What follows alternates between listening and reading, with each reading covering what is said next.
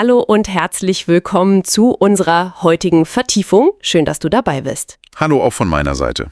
Wir schauen uns heute gemeinsam an, wie du deinen Tag vielleicht ein bisschen besser gestalten kannst. Mit 5 ganz gezielten Morgenroutinen. Und das ist ja besonders spannend, wenn du gerade, wie vielleicht viele von euch, eine neue Sprache lernst oder deine Kenntnisse vertiefen willst. Genau.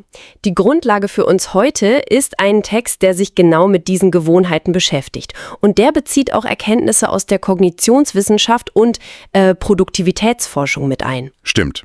Unsere Mission heute ist es also, die wichtigsten Punkte daraus für dich rauszuziehen. Ganz praktisch, sodass du es auch anwenden kannst. Also packen wir es an. Wir gehen 5 Routinen durch, schauen uns an, warum die funktionieren, was die Wissenschaft dazu sagt. Und wie du sie dann konkret umsetzen kannst.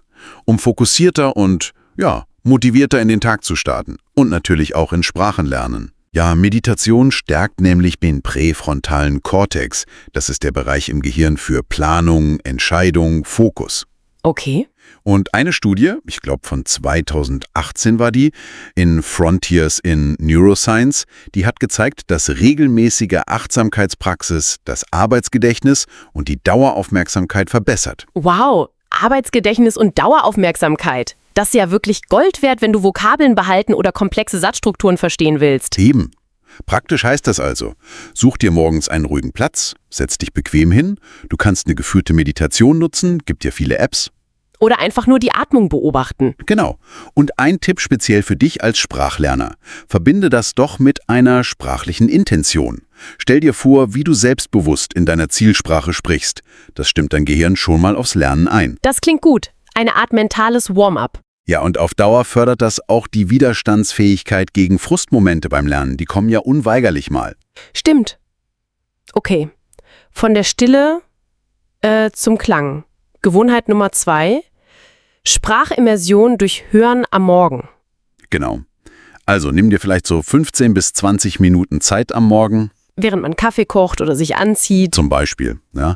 Einfach Podcasts, Hörbücher oder auch Musik in deiner Zielsprache hören. Und warum gerade morgens? Was hier faszinierend ist, das Gehirn ist morgens nach dem Schlaf oft besonders aufnahmefähig für neue Informationen. Wie so ein Schwamm sozusagen.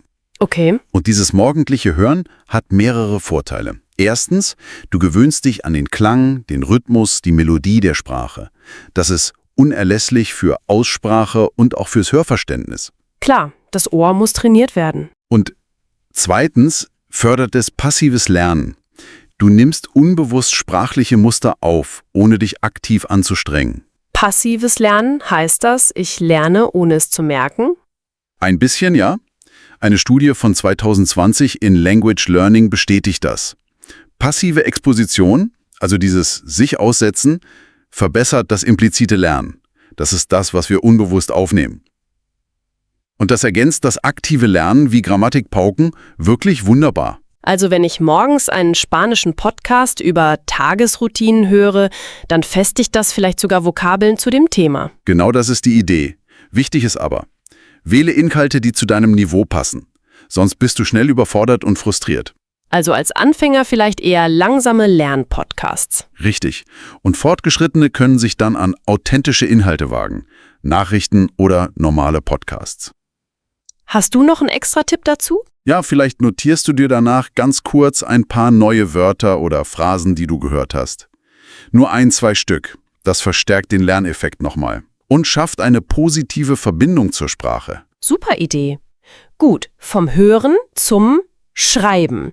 Die 3. Gewohnheit, Tagebuch schreiben in der Zielsprache. Ja, auch wieder so 10 bis 15 Minuten. Einfach über deine Gedanken schreiben, deine Pläne für den Tag oder was du gestern erlebt hast. Puh, aber auf einer Fremdsprache. Das klingt anstrengend. Kann es am Anfang sein, aber es ist eine unglaublich wirkungsvolle Methode. Du wendest die Sprache aktiv an, aber eben ohne den Druck wie in einer Prüfungssituation. Du schreibst ja nur für dich. Stimmt, da schaut keiner über die Schulter. Eben. Und es fördert die Schreibfähigkeit, klar, aber es erweitert auch deinen Wortschatz, weil du nach Worten suchen musst. Und es hilft dir, dich überhaupt auszudrücken. Und psychologisch. Macht das auch was? Ja, enorm. Es stärkt die Selbstwirksamkeit. Das ist der Glaube daran, dass du es schaffen kannst. Jedes Mal, wenn du einen Satz formulierst, denkst du, hey, ich kann das ja. Das leuchtet ein. Und ich habe gelesen, Eine Studie aus Applied Linguistics von 2019 zeigte wohl, dass reflektierendes Schreiben in der Zweitsprache das Selbstvertrauen steigert Genau. und die Angst vor Fehlern reduziert. Das ist ja oft das größte Problem. Absolut. Wenn du zum Beispiel über deine Morgenroutine auf Französisch schreibst, suchst du vielleicht nach Verben wie se réveiller oder se préparer. Und verankerst sie dann durch den Kontext im Gedächtnis. Richtig. Also praktisch. Nimm dir ein Notizbuch oder ein digitales Dokument, stell einen Timer. Als Anfänger reichen wirklich ganz einfache Sätze. Wichtig ist die Regelmäßigkeit, nicht die Perfektion. Also jeden Tag ein bisschen, statt einmal die Woche perfekt? Unbedingt. Und schau dir deine Einträge vielleicht wöchentlich mal an. Dann siehst du deine Fortschritte und vielleicht auch wiederkehrende Fehler, an denen du arbeiten kannst. Guter Punkt. Okay, Routine 4. Körperliche Bewegung. Etwa 20 bis 30 Minuten am Morgen. Ja, Bewegung. Und das ist eben nicht nur gut für den Körper, wie wir alle wissen. Sondern auch für den Kopf. Genau. Bewegung erhöht die Durchblutung des Gehirns und speziell des Hippocampus. Das ist eine Hirnregion, die total zentral für Gedächtnis und Lernen ist. Ah, der Hippocampus, den kennt man ja. Und es gibt eine Meta-Analyse, ich glaube von 2021 war die hat herausgefunden, dass gerade Ausdauertraining die kognitive Flexibilität und das verbale Gedächtnis verbessert. Kognitive Flexibilität und verbales Gedächtnis. Beides ja essentiell beim Sprachenlernen, oder? Schnell zwischen Strukturen wechseln, Wörter abrufen. Ganz genau. Und ein weiterer Punkt für dich als Sprachlerner: Bewegung baut Stress ab. Das Stresshormon Cortisol wird reduziert. Ah, weniger Lernstress also. Ja, und gleichzeitig werden Endorphine freigesetzt, die Glückshormone. Das macht das Lernen einfach angenehmer, du bist besser drauf. Man könnte das ja sogar kombinieren, oder? Beim Laufen einen Sprachlern-Podcast hören? Perfekte Idee. Oder beim Spazierengehen Vokabeln laut aufsagen. Okay, das traut sich vielleicht nicht jeder. Naja, muss ja nicht laut brüllen sein. Aber die Kombination ist super.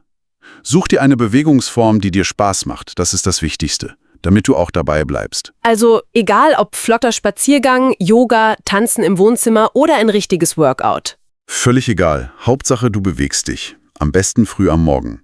Und wenn du direkt danach eine Lernaufgabe machst, dann nutzt du diese erhöhte geistige Wachheit optimal aus. Das ist ein guter Übergang zur nächsten Gewohnheit. Stimmt. Die 5. Gewohnheit für den Morgen. Eine strukturierte Lerneinheit.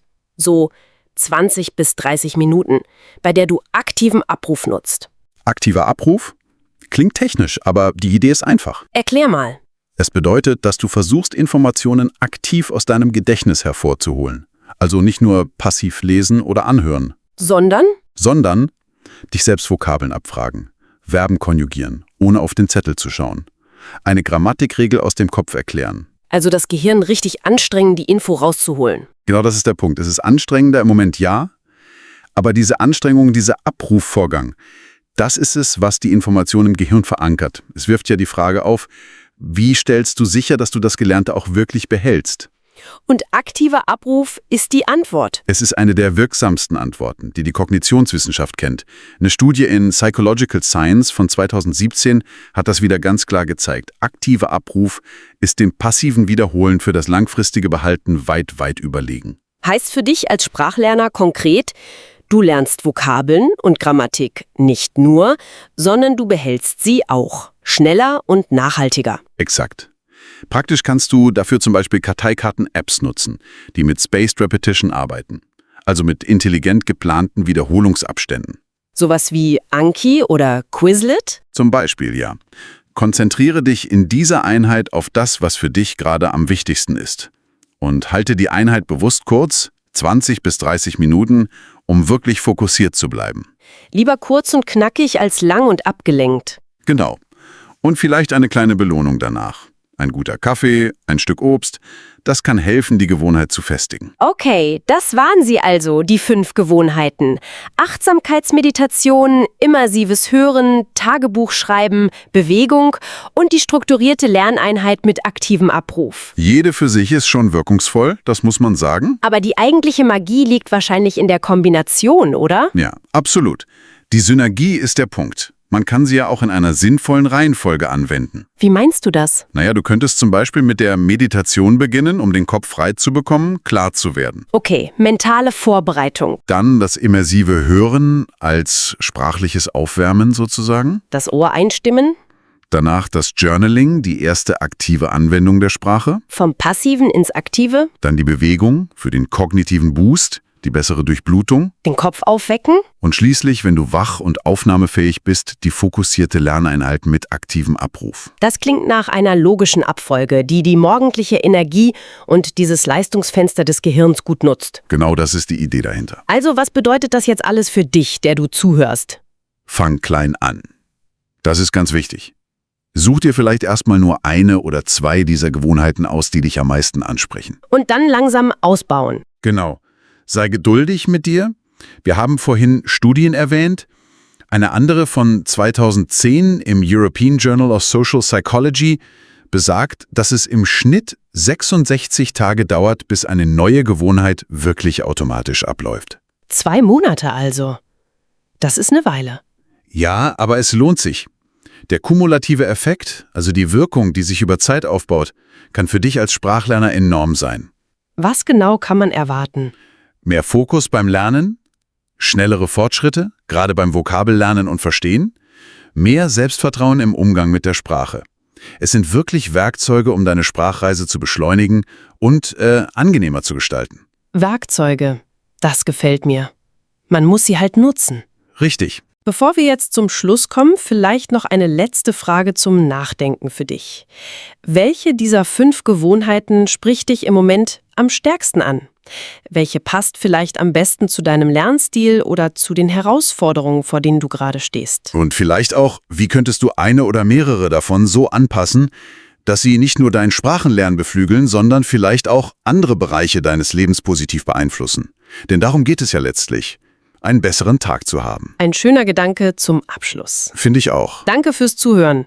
Wenn dir diese Vertiefung gefallen hat, abonniere uns, gib uns ein Like und teile uns mit deinen Freunden.